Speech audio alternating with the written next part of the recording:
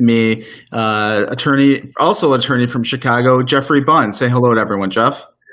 Dave, how are you? Hello, everybody. Awesome. Well, today we're going to be talking about proper breathing and meditation to reduce stress. We're going to be continuing on with our discussion of Dr. Rangan Chatterjee's book, The Stress Solution. We'll be back in 2 minutes to start the discussion. So in the comments, if you could just let us know where you're from, what you're excited about. If you've had some experience with meditation, please let us know in the comments as well. So we will see you back in 2 minutes.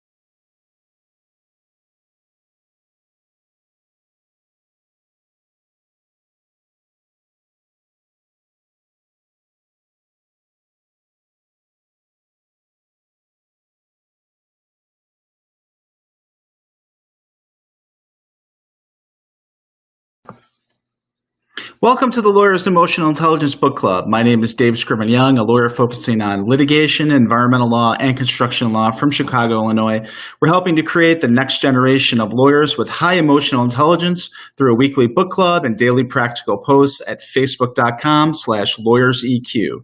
During our book club discussions, we'll do a deep dive into books that will help us develop emotional intelligence skills and specifically think about how we can begin to use these skills in our law practices.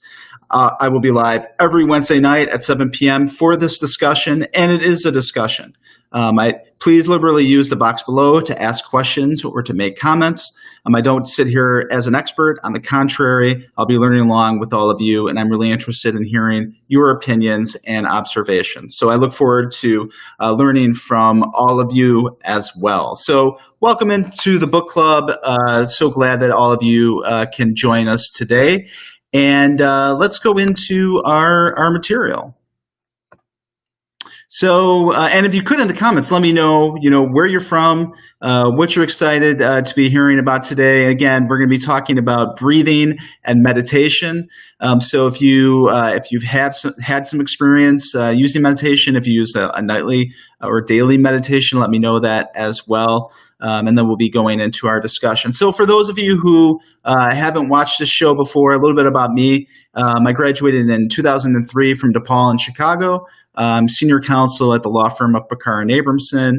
I practice civil litigation, primarily business disputes, and also do some construction law and environmental law as well. My mission is that I try to identify and share historically correct knowledge and resources, and hopefully in an inspiring and entertaining format, in order to help others meet and exceed goals and standards in every area of their lives. And so I do that in a number of different ways. Of course, this show being one of them, focusing on emotional intelligence skills for lawyers. I also do a daily podcast called the Lawyer Lifestyle Podcast, where I talk primarily about marketing, sales, and leadership. I also, with that, I go live every day at 8 a.m. Central to talk about, the material for today, which usually is basically a live version of the podcast. But I also take legal questions from the public as well as mentor young lawyers. So if you're interested in any of that, you can join me online on social media, typically on Instagram, Facebook, Twitch, and Twitter at Attorney DSY. And then I have a YouTube channel as well. If you just search for my name, you'll find that as well. So awesome. So let's just talk about, what we talked about last time. We're in the self-management part of our emotional intelligence skills. We're discussing the Stress Illusion by Dr. Rangan Chatterjee. And we've done a lot of things. And today is sadly, our last book club discussion of this particular book. We've done a lot of things. So as you know, Dr. Chatterjee sort of breaks up stress into 4 different categories. One being purpose, where we talked about how you can use affirmations, reframing, so taking what's happening to you and looking at it in a different way, gratitude, so having a daily gratitude practice, scheduling your time, to add a little bit more of the things that you want to do in your life, as well as doing some morning routines, and then how to live more. So doing the things that you love, doing things with intention, as well as having a vision for your life, and then looking at who you're engaging with and engaging with people. We also talked about relationships, in terms of a sense of touch and how that can de-stress you, and how nurturing relationships can help you as well. We have talked about the body category, which means how the things that you eat and things that you put into your body really can either make you happy or can make you stressed out. And then we had a great discussion about sleep and resetting your rhythm. Then we took to the mind category. We talked with Ian Hu about technology overload and how to avoid that technology overload. And then finally, we talked about how to bathe yourself in nature and how nature can take a lot of the stress out of your life as well. And we talked to Laura O'Sullivan last week. So let's get into what we're going to be talking about for today. So we're going to continue, obviously, with Dr. Chatterjee's book, The Stress Solution, and we're going to continue the mind category, and we're going to talk about breathing and meditation. So let me introduce our guest for today. Our guest for today is Jeffrey Bunn. Jeff is a founding member of the Mindful Law Coaching and Consulting Group and a retired litigation attorney. He is a regular meditator, trained in the Vipassana tradition, and schooled in Mindfulness-Based Stress Reduction. Jeff was the initial vice chair of the Lawyers Assistance Program, Illinois Task Force for Lawyer Wellbeing, and among his many speaking engagements, he led guided meditation sessions for the American Association of Law Schools, the ABA Women in Litigation section, as well as the State Bar of Nevada. So let's meet Jeff. Jeff, welcome to the show. Good evening or afternoon, wherever it is, everybody. Exactly. So before we get into the content, I just want to say hello to some of the folks that are watching in. I see that Brian is in, Jamie is watching, as well as Reed. Mr. Spears, welcome to the show. Bernie is watching. Welcome, a friend of my son's who does Taekwondo, as well as Kathy, and I'm sure Charlie and Henry are watching as well. So welcome, everybody. And as we go forward, Jeff, I wonder if you could just talk about, I know that your bio says, obviously you do, your business is the Mindful Law Coaching and Consulting Group. I wonder if you want to talk a little bit about what you do in that practice. Well, the purpose of that organization is really to advocate for and help the men and women in the legal profession in particular, incorporate meditation, mindfulness into their practice, not in a religious way, but in a very secular way. How can breathing or meditation, which you all are talking about, which are two of my favorite topics, can they be incorporated into our practice, the legal practice? The answer, for my answer, I should say, is yes. I'm going to talk a little bit about how. And that's really something that I kind of stumbled into myself and thought, boy, it would be a great thing in terms of stress management, which we all deal with. And that's what that organization is really founded to do. So, it's funny talking about you had sent me a particular chapter where Dr. Chatterjee, who's the guy knows his stuff. I know you all understand that well. I just want to affirm that. And in terms of breath and how it can relate rather to meditation, I don't know if something he said or I read someplace else, but like the ancients, they knew that things like breathing were working. They just didn't know exactly how. And one of the things I really enjoyed about this book in particular is it gets into the science of the how. How breathing can make a difference, how it acts, how it reacts. And he makes the observation in his book, which I had not heard before, but it's so obvious. It's like the first thing since the moment the doctor smacks and every moment in between, we're breathing. That's what it's all about. And it's so automatic. It's so simple. It's so something that we're used to doing without even thinking, that it seems that it's easy to overlook. It seems like it's not worth examining. I think it really is worth examining. And I applaud you and all your readers for spending a little bit of time trying to do that. Because one of the things that Chatterjee says is breathing is about information. For all of us in our lawyer minds, give me that info and talk about absolutely.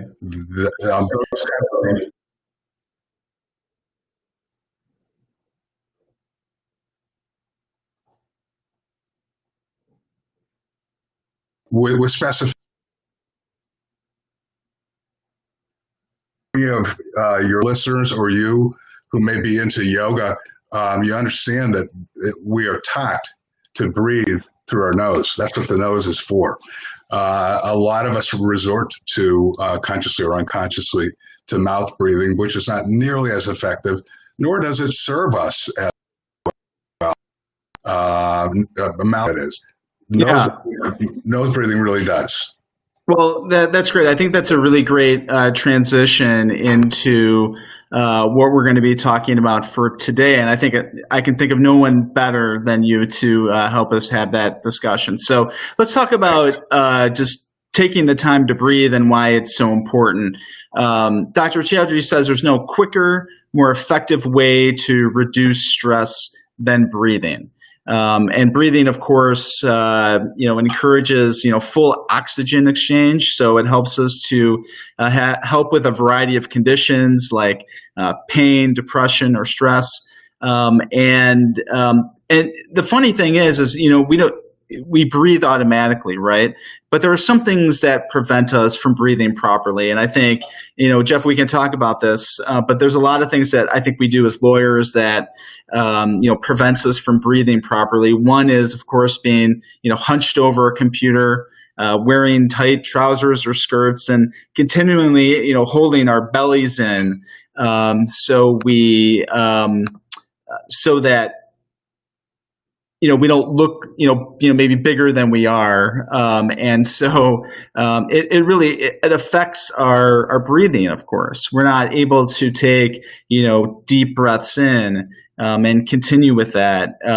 If we're continually to hold our bellies in. It looks like we may have lost Jeff for a minute. Hopefully he will come back in once he hops on. I see him now. Oh, there you are. Okay, perfect. So, we were just talking about, some of the things that we do in life, especially in our practice, that prevents us from breathing, properly, being hunched over a computer or wearing tight clothes and that sort of thing. So, are there other things that, prevents us from, taking in that full breath as we're working? Well, a lot of it is the psychology of the moment. If we're talking to somebody like a judge or a senior partner or a work peer that we feel we have some kind of particular relationship with, that the stress or psychology of that moment can also be every bit as much of an inhibitor as physical restriction, like clothes, like other situational kind of things, visual things as well. One of the things that really struck me about Chatterjee's book, though, and I have to say though, is as much as he's into the science and the specificity, which I think is fantastic, I was really surprised that he didn't talk at all about the vagus nerve, which you or some of your readers may be familiar with. Vagus, not as in like Las Vegas, it's VAGUS. The vagus nerve, which goes, and I'm not a medical doctor, but it goes from the brain stem down through and touches upon our heart, our lungs, ends up down in our gut. And vagus is I think it's Latin of that nature, which kind of describes the way that the vagus nerve works. Vagus nerve is really key to the operation of our nervous system.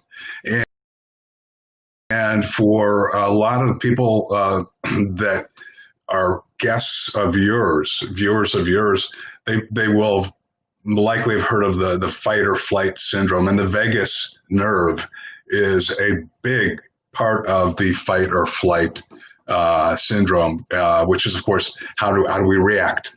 What's the physiology of the moment? And not surprisingly, getting back to what you're talking about tonight in terms of the book, deep breathing can directly impact the vagus. The vagus nerve is sending all the physiological information that gets us all jacked up and very kind of hijacked, so to speak. And breathing, which is not necessarily, it doesn't have to be a visual thing that other people get, but it's a way of kind of it's like, I'm here, it's all good, just calm down. And the old wisdom of take a deep breath, take a breath, is actually quite compelling and quite real. Yeah, I love that. And, I think... well, we can use that too in... Go ahead, Jeff. Yeah, go ahead. I'm sorry. I was just going to say, we can use that in every day in our practice. Absolutely. And it really, I think, we'll talk a little bit more about this, but I think that, part of it is, I think, in terms of meditation, and we're actually, Jeff, you're going to take us through a meditation as we get later into this program, and I think it's really important to remember that I think there's a couple of different things going on as you touched on. One is, just in terms of how we respond to things, and meditation, I think, really helps us with that as well. But in terms of the breathing, and Dr. Chatterjee talks about, as you said, the information that our body receives. And we've talked about this, viewers who have been watching the show know this from the very start, that our body is receiving information from everything that we get, whether that's, what our relationships are like, what our sense of touch, is or is not, how much light we're getting, natural light or light off of our phones. And breathing is the same thing. So if we are, we're breathing quickly, if we're not taking deep enough breaths, then our body is getting information that, hey, we must be in a very stressful situation. So a lot of things are going to occur. He actually talks about these, spy neurons that checks our breathing. Mm-hmm. So if you feel stressed out, you're going to breathe faster, and the brain notices that things aren't going well. If you're breathing more slowly and deeply, you're actually going to give your brain a signal that you're in a place of calm. So, Jeff, tell me if this is right, and if Dr. Chatterjee is right. But essentially, what he says is you can kind of fool your body. If you're in a stressful situation, you actually can fool your body and your brain by having some of these deep breathing exercises. Absolutely. And especially for women and men, listeners of yours who are lawyers, we're all a little bit of a control freak. There's that piece of our personality. And we need to, and when we're in a situation where we feel like we're not in control, we need to have some strategy, something specific that helps us at least think that we're getting control. Putting our arms around a situation, kind of like the coronavirus thing. We can't stop it, but we can kind of, nip around the edges. One of my great favorite sayings of John Kabat-Zinn, who really brought meditation from the East over here, was, we can't stop the waves, but we can learn to surf. The waves, the bad stuff, the things that are going to set us off, the stressors, fill in the blank. You could write 100 different descriptions for what the waves are. The waves are just going to come. There are some strategies: stop the waves, block the waves, control the waves. But that's not what I think meditation is about. Certainly not what the breath is about. It's like recognizing that those will come, the waves will come, but we got to learn how to surf.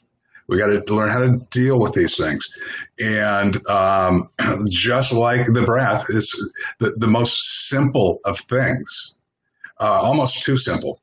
We spent 3 years in graduate school, law school, 4 years in undergrad, being taught without actually anybody ever saying it, that if it's not complicated, it's not significant or it's not serious.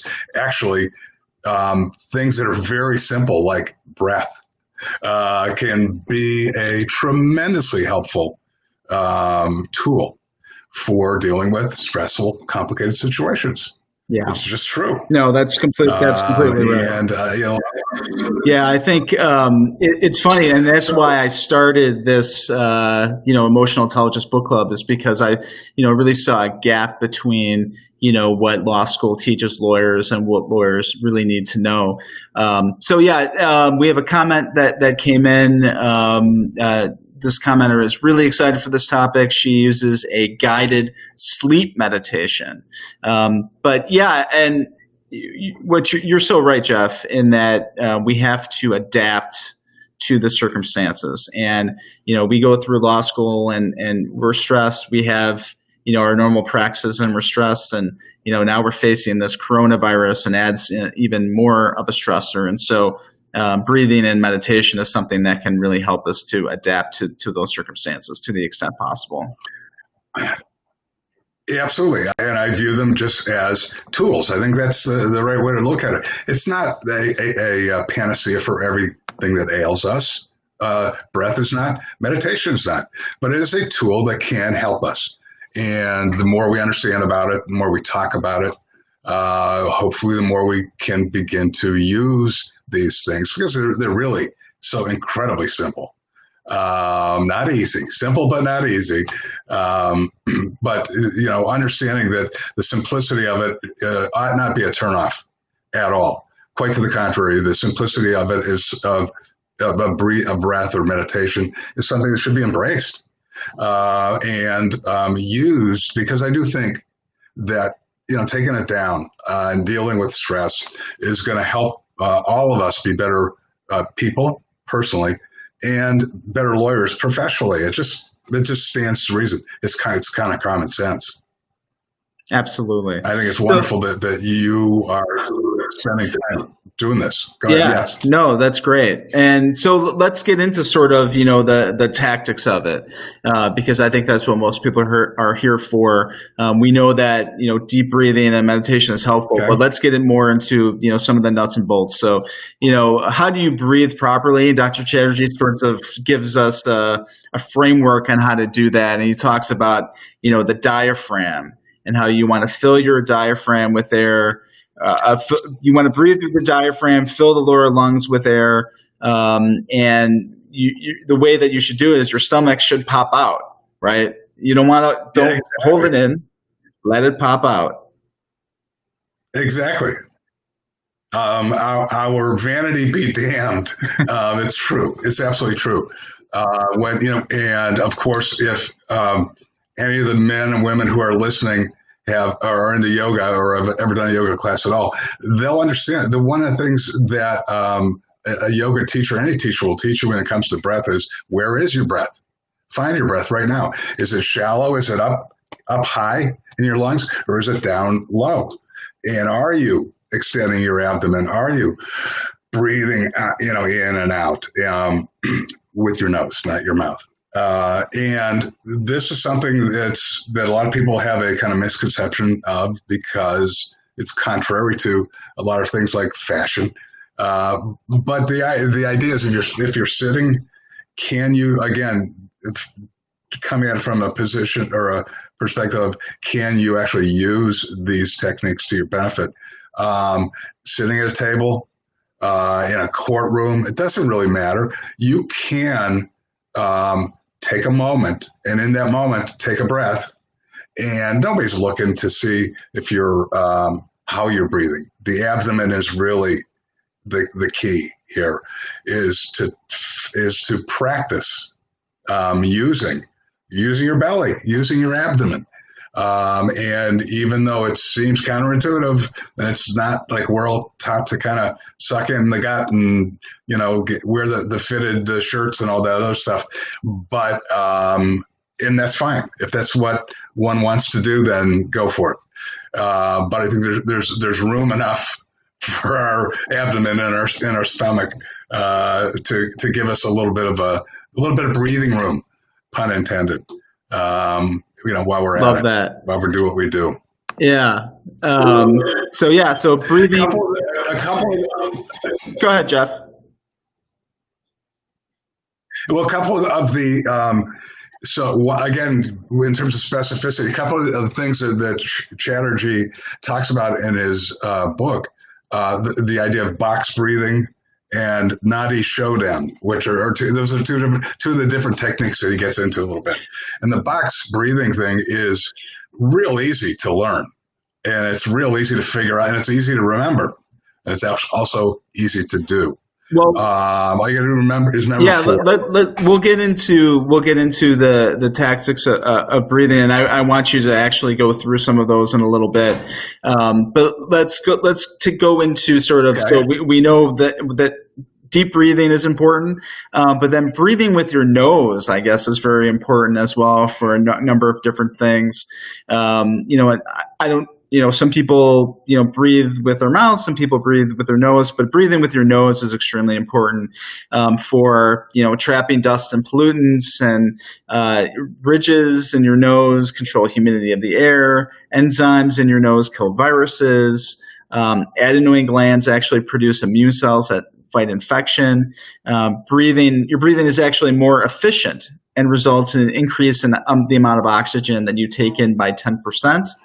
And breathing with your nose, also helps your brain cells to communicate, improve sleep quality, reduce inflammation. And, Jeff, in terms of, breathing in your nose or your mouth, in meditation, are you typically breathing in with your nose, or what happens there? Oh, yeah, absolutely. When I'm sitting in meditation, in my tradition, which we'll talk about in a little bit in a while, in a little bit later this evening, is Vipassana. And Vipassana, the anchor that one uses to rest one's attention, is the breath. It's the most common anchor that most people that have fiddled around with or read about meditation will be familiar with. You wouldn't get into that. There's a whole other conversation there, but it's definitely, again, getting back to the breath as an anchor is you're always going to use your nose.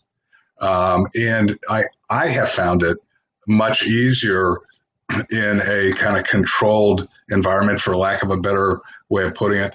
If it's like a yoga class or meditation, I prefer seated meditation. That's just my preference.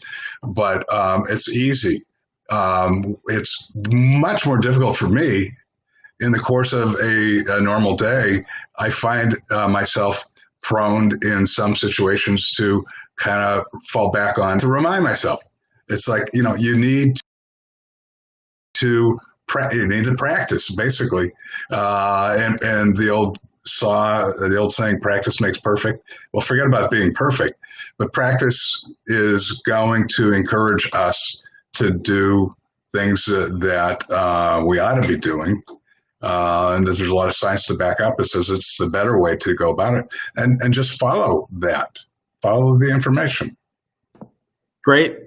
So yeah, why don't it gets back to the... Why don't we have you go through some of these, different ways to breathe, different, practices. He has, breathing practices, yoga practices, alternate nose breathing, and nostril breathing, and meditation. So, Jeff, I don't know where you'd like to start, but if you want to take us through some of these, and I encourage folks who are watching, if you have specific comments or questions about meditation or breathing practices, or if there's something that you find particularly interesting, please let us know that in the comments. And as we go along, as Jeff takes us through some of these, I'll read your comments and we'll have a great discussion. So, Jeff, if you want to just take it away, and we'll go through some of these strategies.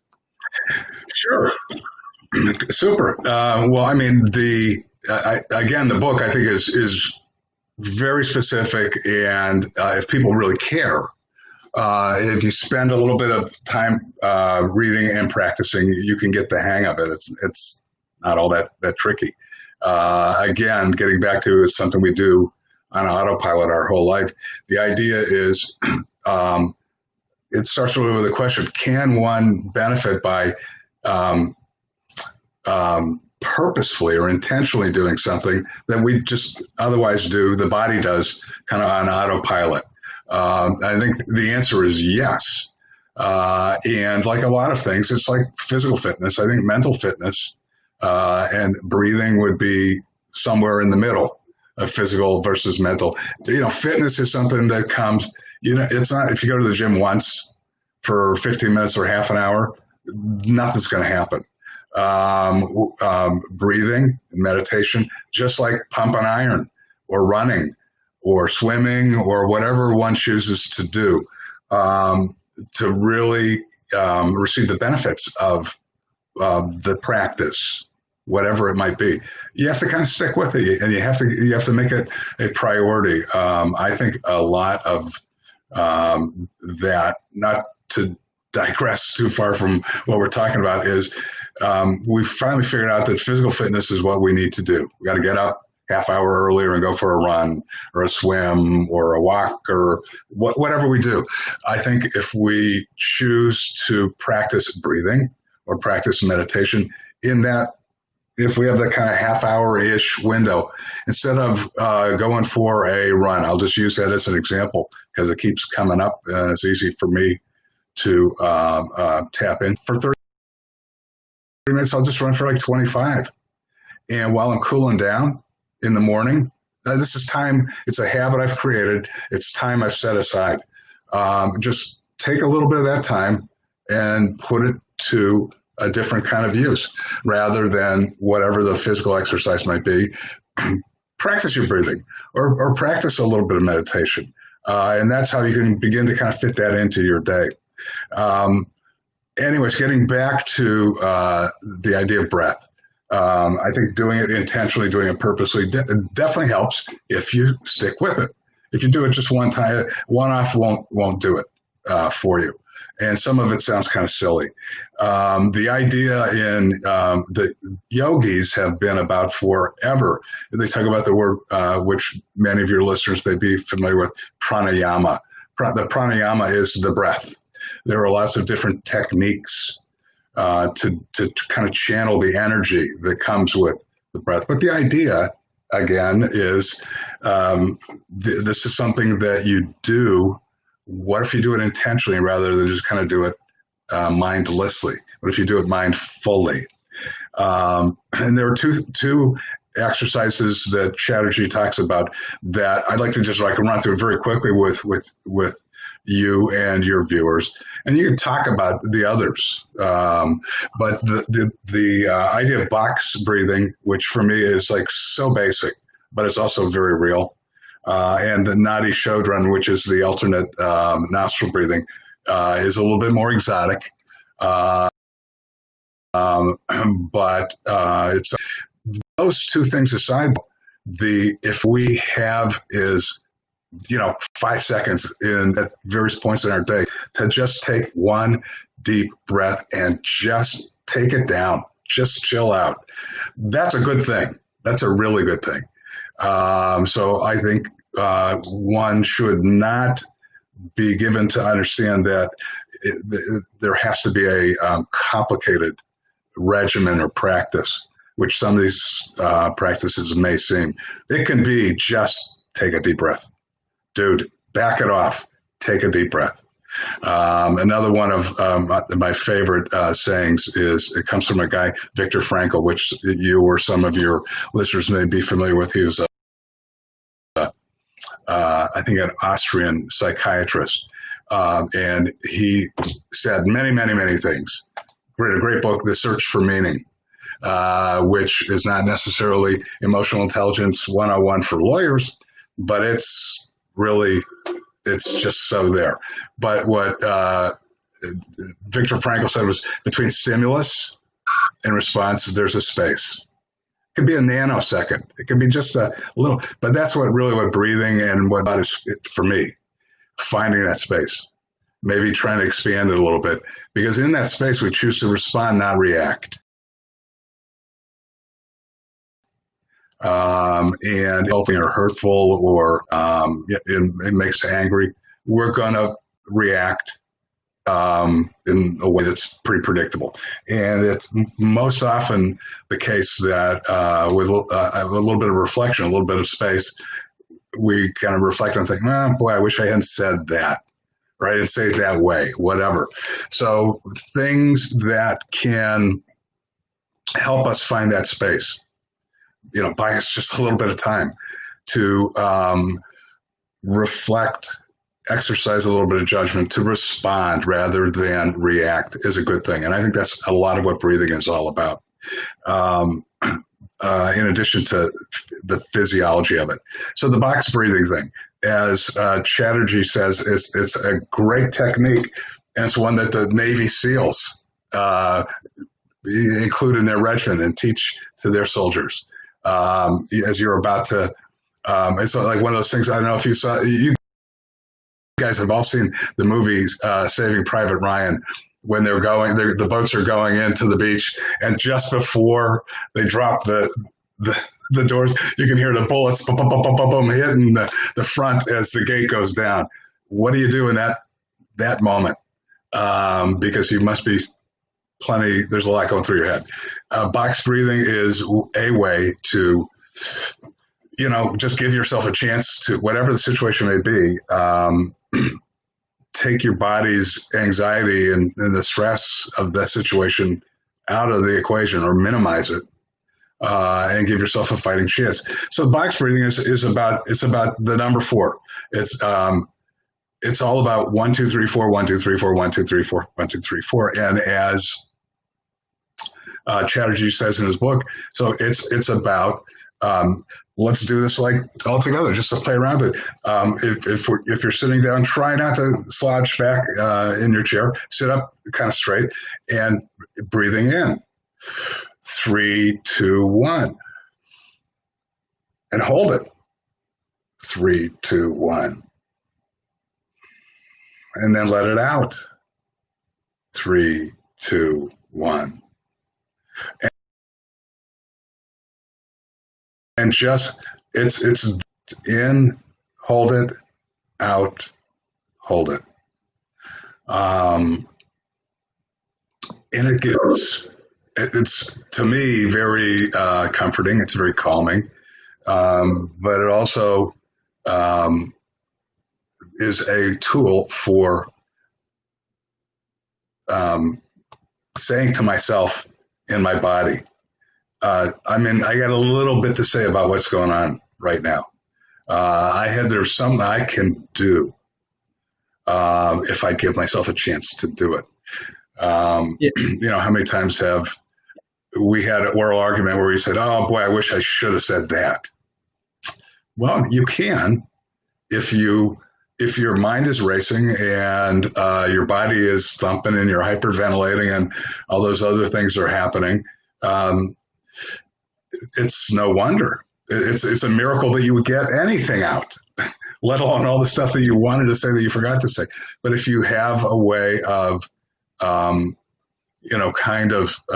regaining control of yourself a little bit, you're more likely to say or do things that you might otherwise neglect. The other technique that Chatterjee talks about is it's really tough because there are different hand gestures that people who are yogis that go to are into yoga. There are people who believe in mudras, which are the different. The most common mudra is the meditation mudra, where you're holding your middle finger with your thumb. But there are, gosh, I don't know how many mudras there are. It may get a little bit beyond what some people are into. That's okay. But for other people, it's a reminder of a certain quality or a certain intention that they want to pursue. And if it's working for them, that's great. But with the Nadi Shodhan breathing technique, the mudra is one that eludes me, shall we say. But I'm going to give it a go anyways, even though I'm kind of retarded. So the idea is your ring finger and your pinky finger are extended. Your two other fingers are bent and controlled, and you have your thumb. So the idea of it, again, Nadi Shodhan is about, you got it. So you can do it. You're a natural, Dave. The alternate breathing thing is if you close one nostril with your thumb, so your right nostril with your thumb, and you're breathing. So your left is open and it's in. Again, count to 4 is kind of recommended. 1, 2, 3. Out, 2, 3, 4, and then you move it over. So your right nostril is open, and you're using your hand, the mudra. In, 2, 3, 4. Out, 2, 3, 4. These, again, the mudra for me is not to overdo this. Everybody can do this at their own way. There are lots of different breathing techniques too, but the idea of the mudra again is just a reminder.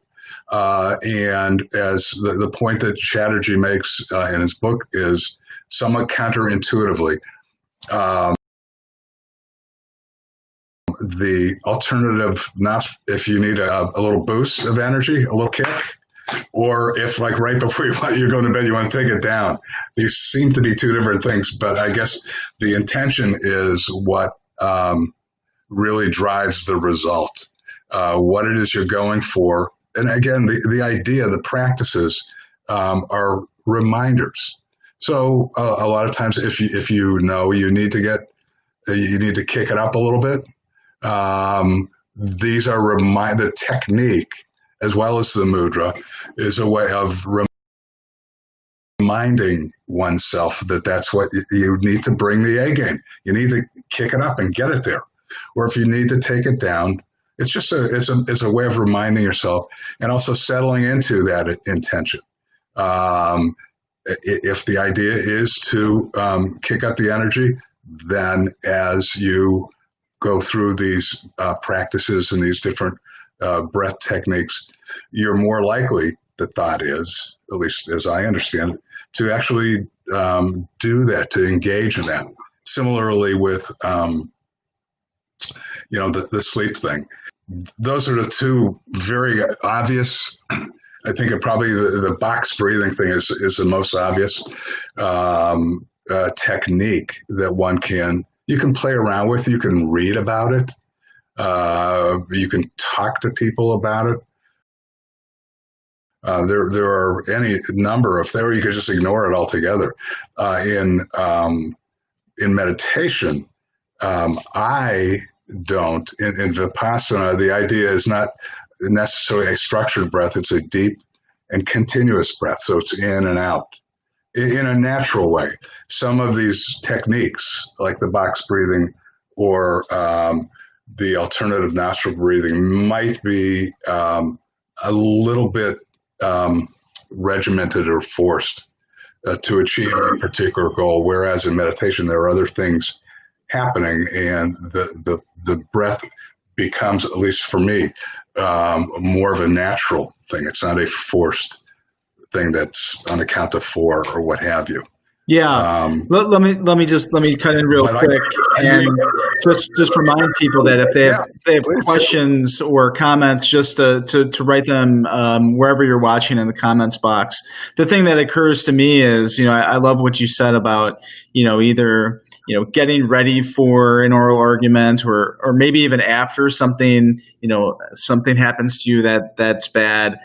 You can use these in either way. However, what it comes down to, I think, is practicing what works for you. There are a few different things a few different techniques that he has listed in his book and that are on this slide. So I would encourage people just to choose one and to try it out. And if you don't like that one, choose another one and try to do it, I think, on a daily basis, even for a few minutes, just so you kind of have it down, you have a practice down.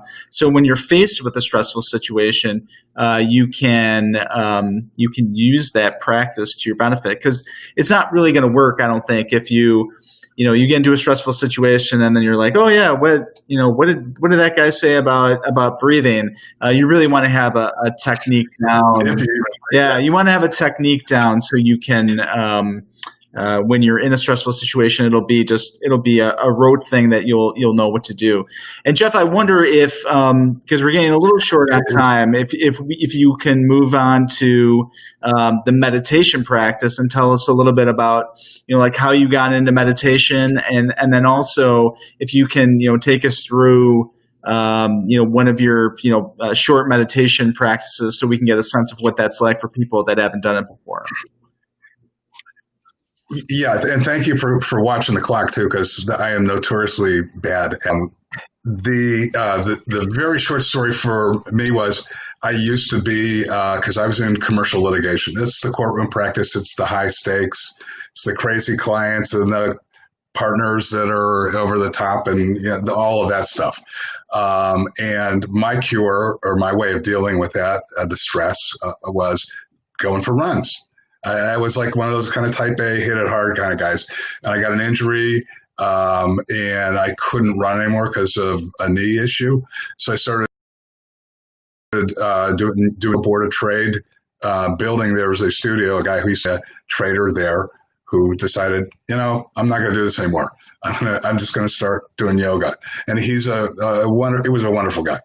But through him, I got into meditation. He pulled me over after a class one day and said, you must be a meditator. And I said, I don't know. I don't know that. He said, well, you should. And he gave me a couple of retreats and people to talk to and get to know. And I thought about that for a couple months, and I thought, what the heck? What I found out was, of course, it's the rest is history, is the end of the story. But what I found out was that initially, for me, it was kind of a right brain, left brain thing. I thought I was just weird. The left brain was my law practice, and for an hour a day, I would go exercise my right brain. And then I began to realize that actually the right brain can share an awful lot with the left brain.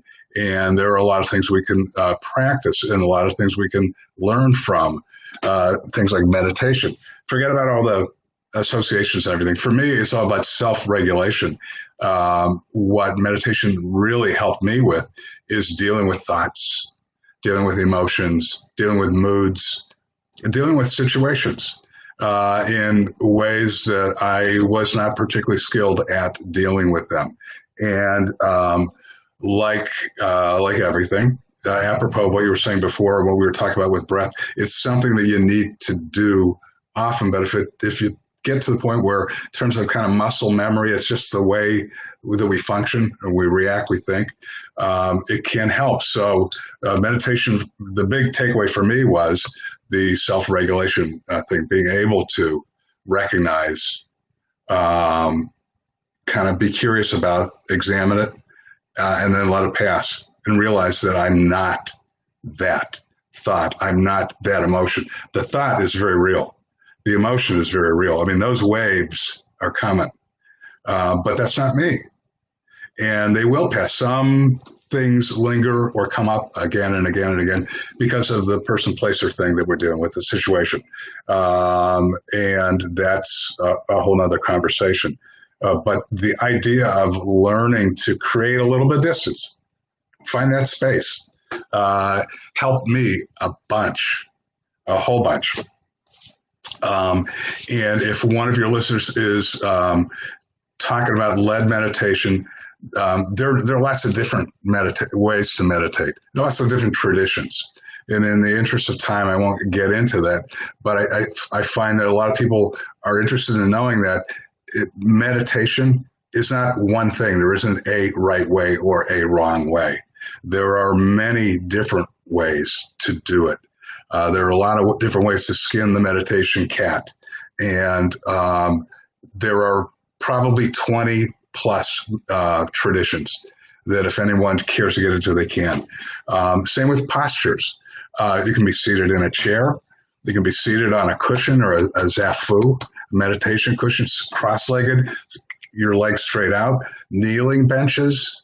Some people are into standing meditation. Some are into lying down. Some are into moving meditation. A lot of people would refer to yoga or Tai Chi or things, similar exercises as that, as moving meditation, which is something I've been thinking about a lot lately. And I think to understand, again, apropos of Dr. Chatterjee's point and the point that you just made, we can things and kind of pick and choose. Now, there are some purists that would take issue with that. I'm not one of them. For people who, some of the purists who would accuse us kind of secular laymen accuse us of cherry picking certain benefits and leaving out certain typically more kind of religious or philosophical things, let it be. That's what it is. But I'm about not doing that. I'm about trying to figure out are there any secular benefits that I can gain from a practice? What kind of practice works for me? What kind of time? What place? How much time? When? All of these things are a matter of personal choice. And I think a lot of people start off, as I did, with the misapprehension that there's only one way to do it. And it's really quite different. Very much as you say, fool around, read up about it, talk to people about it, find out the different kind of ways, and find what works for you and when works for you. So what have we got timing-wise here? Another 5 minutes kind of Yeah, thing? well, if you want to, yeah, I mean, we have about 7 minutes until the end of the hour, but we can definitely go over. But if you want to, take us through, like a short, 5-minute meditation, I think people would find it interesting, because you're right. I mean, there are so many different practices, and I guess what I would recommend is maybe just trying one that taking us through one where, just an easy sort of beginner's one. So if people want to ease into it, that might be something good for us to do here. Okay, that's easy. So we're talking about different. There are different traditions. We're not going to discuss those now. We're all kind of sitting in front of our computer. So let's work with our chair.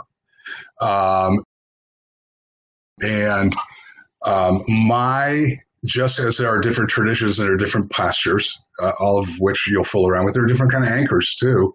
The anchor that we're going to use tonight, because it's part of my tradition, Vipassana, is the breath. It also happens to be what we're talking about. But one can choose a mantra, which is what transcendental meditation is a lot of times. It could be a sound or it could be a word, typically something that doesn't have a meaning for you, so your mind doesn't get caught up in the meaning. It could be a chant, silent chant. So it would be more than one word. And even you could have, if that's working for you, a melody in your mind. It can be a visual thing, which is typically kind of nature. It could be a mountain. It could be a lake. It could be a candle. Something the whole idea of an anchor, which is just a term that is very common among meditators, is a place of focus. And it's a place where we choose to rest our attention, because the attention is always going to be, just like we're always breathing, the attention is part of what our mind does. Our mind thinks thoughts. So let's, so our anchor for tonight, for right now, will be the breath, if people will indulge me. And again, remembering, the idea is not to blank the mind, but rather to observe the mind. And rather than repress thoughts, what I like to suggest is we do like a very simple kind of thought meditation, and then follow that up with a couple observations about why we do that. Because I think I mentioned to you previously, one of the things that used to make me crazy was going on retreats. I had these wonderful sits, and then when they're done, they're just done. People are gone. And there was the lawyer part of my brain who would always want to know, well, why did I do that? Why is it working? Why, the why thing. So we'll talk a little bit about the why, but I think it's a lot about, again, self-regulation, especially with thought. So let's just do a quick thought emotion, or a thought meditation rather. And what I would first of all encourage everybody, just get comfortable. We're all sitting, feet on the ground, not slumping back using the back the support of your chair, but kind of sitting up. So the idea of sitting not stiff but erect is to open up our belly so we can breathe. And, put your hands pretty much anywhere you want. I think if wherever is comfortable for you. And if you're comfortable closing your eyes, and the reason I think why people close their eyes is to just kind of deprive, it's one sense that we can minimize or eliminate. And then just first start breathing, find the breath. As I said before, where is your breath? Where's your breath right now? Is your breath shallow? Is it up high in your lungs? If it is, then why don't you work on trying to take it down into your abdomen, down into your belly. Think about some of the things that Chatterjee has mentioned in his book. Think about breathing through your nose. And just think about relaxing into the space where you are right now, because there's nothing else that you have to do.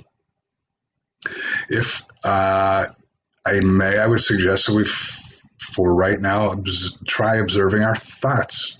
So let's take this moment to think about our thoughts. Now, of course, the most obvious thoughts are, what am I doing here, sitting in front of my computer with a bunch of people who I don't even know, and some guy who's rambling. Let that thought come. Recognize it. Observe it. If you have any curiosity about it, be curious. And let it pass. And return your attention to our anchor, which is our breath. And where is your breath?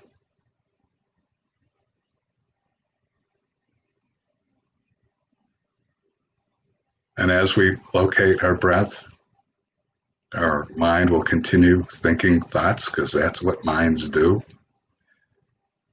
Maybe again, we're thinking about the obvious things, the situational things, but are there thoughts about other things that are behind those obvious thoughts, below those obvious thoughts? If in this situation we can do that, let's watch that thought. Let's be curious about that thought. Where did it come from? Why am I thinking it? But let it go.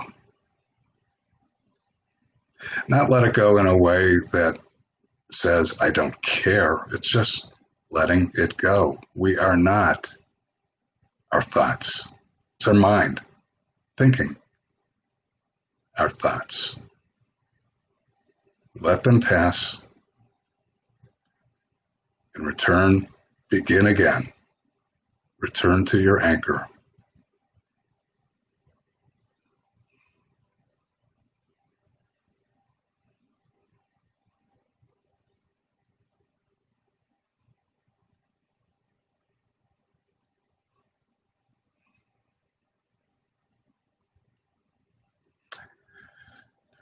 I should have brought my chimes with me to bring us all back together, but I didn't. I forgot my chimes.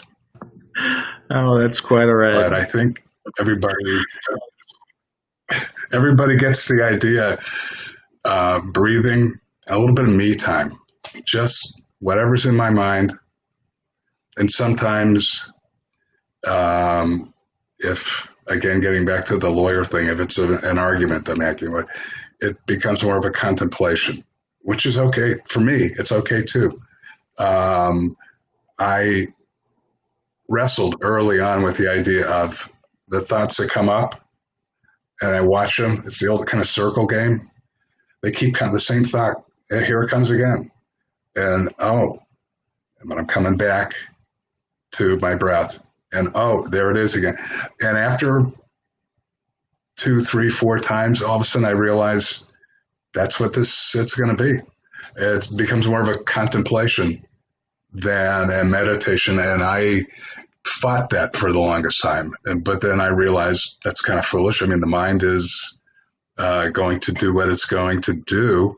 So if I'm going to say hello, start watching that movie. If the movie is a movie I've seen, Groundhog Day over and over again, okay, I'm just going to watch it. Isn't that curious? Isn't that interesting? Why? And at some point, it'll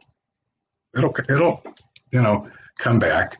But the idea of meditation is, for me, a lot finding the kind of me time, finding out what's going on, because there's always something going on. And Dan Harris, who you or some of your listeners may be familiar with, likens the returning to the anchor as like doing it's a bicep curl for the brain. It's the idea of coming back to that anchor. Let the thought come up, observe it, let it pass, and bring it back. That's the bicep curl. And if you keep doing it, that you create that kind of muscle memory. There's a lot more to it than that, but for our purposes and time constraints being what they are, that's really what it is. It's really good. Try it, check it out, guys. You will like it, and as you keep exercising that muscle, The muscle memory will be there and solace in that. And again, to me, the idea of that is, and I don't know about if anybody else has any ideas, is the idea of learning to let things pass, even things that I'm interested in, instead of holding on to them. Because that's part of what I want to do, and it's part of what we're trained to do, is just kind of letting it be. We're not that thought. We're not that emotion. A lot of people would argue that emotions are thoughts. They're the same kind of, it's just a bubble of energy. And it's energy that controls us if we let it. But we can, at least for the moment, we can control it a little bit. And part of it is by letting it run its natural course. And that then helps us, the act of continually letting things pass and not, glomming onto them and catastrophizing and thinking all the worst thoughts, helps a lot in heated exchanges with opposing counsel or judges or whomever, clients. To me, just being able to let go and not be owned by those things. Yeah, I love that. It's very important for you. Let me ask you a couple of sort of rapid fire questions here, because I know there are things that I've tried meditation in the past, and since you're the expert here, I wanted to ask you a few questions, and then people who are online if you've tried meditation and wanted to ask a question, or if you have never done it before and wanted to ask a question, you can put those in as well. So the first question that I have for you is, when I meditate, the biggest problem that I have is falling asleep. So how do you avoid falling asleep when you're meditating? Don't do it. Although some people would say if you're falling asleep, it's because you're tired. And far be it from me to say maybe you need to take a nap. Maybe that's a good thing. And whatever is happening, if you're into the whole sleep REM thing, that's a whole different world. But the practical gotten from people is just, it's basically changing your posture. And sometimes what it means is just stop doing what you're doing. Get up, get a drink of water, get a cup of coffee, walk around, stretch, do whatever. Maybe just sitting is not what you need or want at that moment. It might be tomorrow. Maybe tomorrow will be completely different. But maybe for today, maybe a kind of a walking meditation kind of thing. Get up and, which I used to do quite often.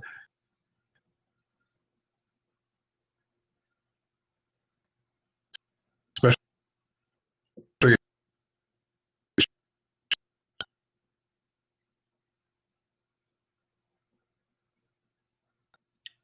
I think we might be losing Jeff on the internet here.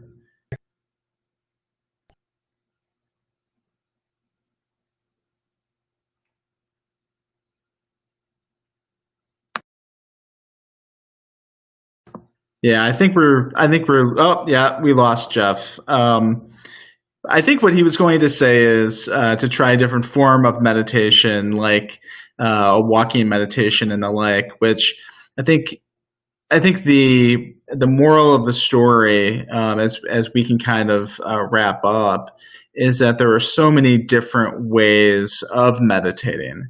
And that, certainly if you're interested in learning about meditation, just investigate a few different ways, see which way works for you.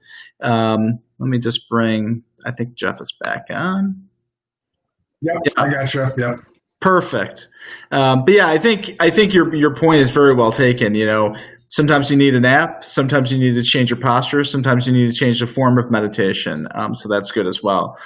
The other question, a question that I've always heard is, you talked a little bit about the spiritual and religious practices that go along with with meditation, do you have to believe those things? Do you have to actually engage in those religious practices, or is there a non-religious practice of meditation that you can do? I think so. Yes, absolutely. For instance, what would be like a religious belief, like reincarnation is the obvious thing. Do I believe in reincarnation? No, I do not. I don't.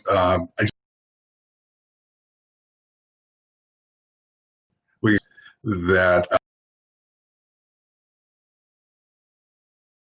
secular. It's not religious.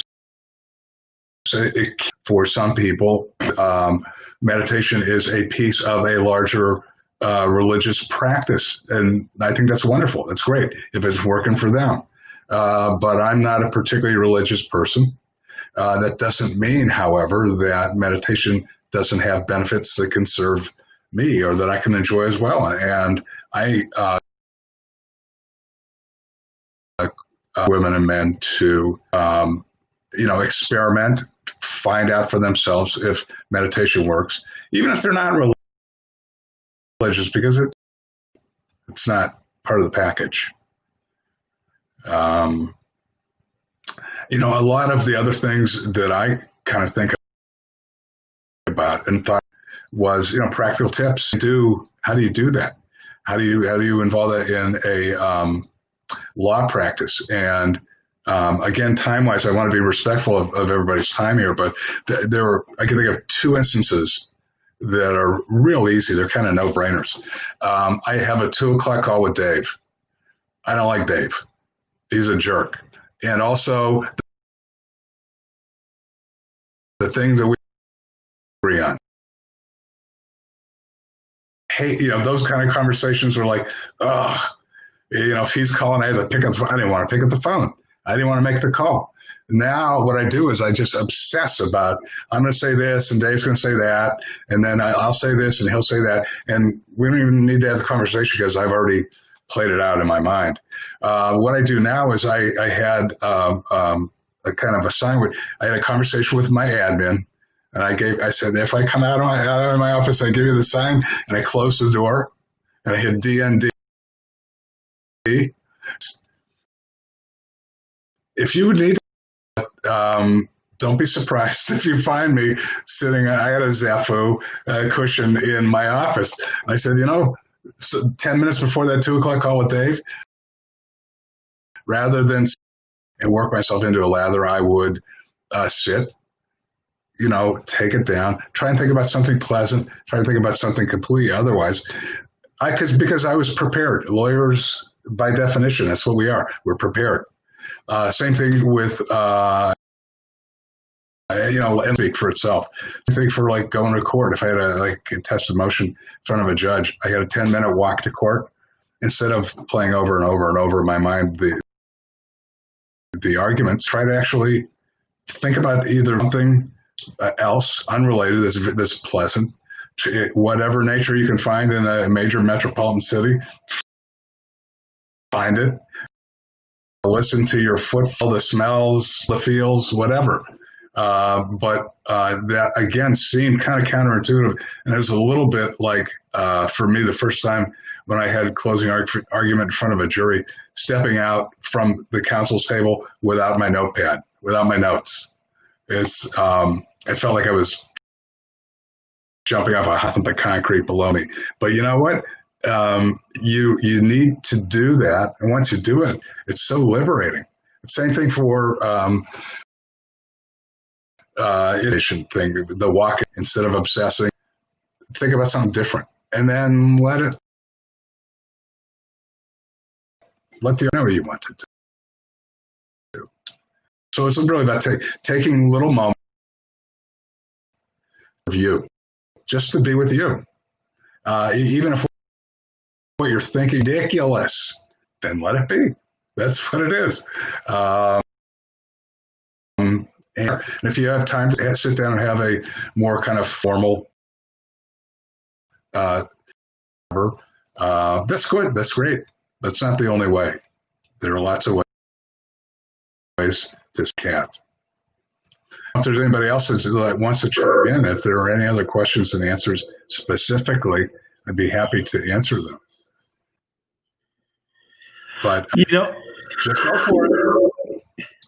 You're doing it, man. yeah, I don't.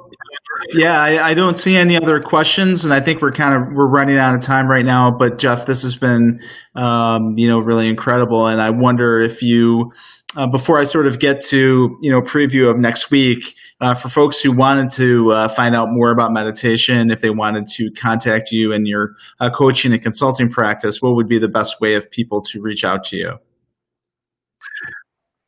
I'll give you my email. My direct email is Bunn. Better yet is the Mindful Law Group. If you search that, I don't know the address is for the Mindful Law Group. You'll find more about me.